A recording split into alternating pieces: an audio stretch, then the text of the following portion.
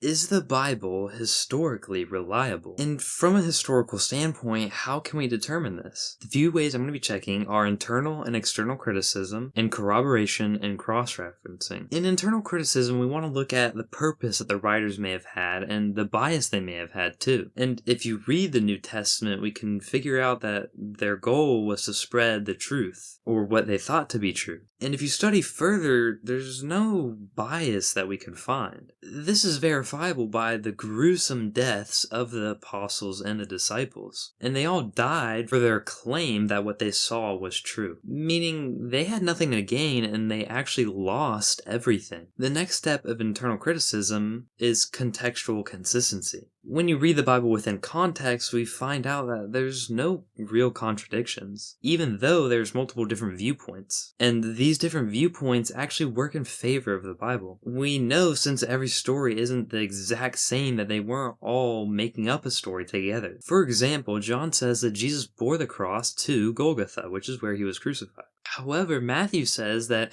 a man helped Jesus. This isn't a contradiction. Matthew just added a different detail that John may have not seen. And you might ask why John didn't see this, and if you take the historical context into account, we can learn that the city was probably very overpopulated due to Passover. Now to move on to external criticism, which mainly includes manuscripts and archaeology, which also goes with the next section. But to look at the manuscripts, the New Testament has 24,000 manuscripts. This is because every time someone sent a letter, they would copy that letter down and then send it to the next person, which means it would make it impossible for one person or group to change the Bible. And to move on to corroboration and cross-referencing, we have archaeological discoveries, which we haven't had any discoveries that disprove the New Testament. We know that people like Pontius Pilate, places like Nazareth and Capernaum, and the Pool of Siloam are actually real places.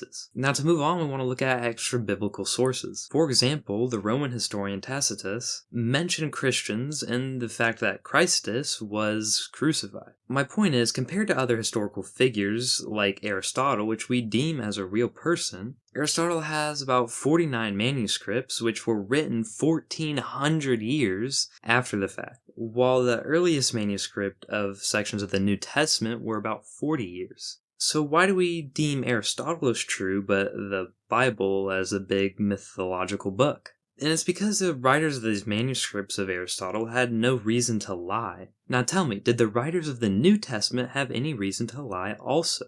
After you take into the fact of their gruesome deaths and the torture they endured for their claims. So what do you think?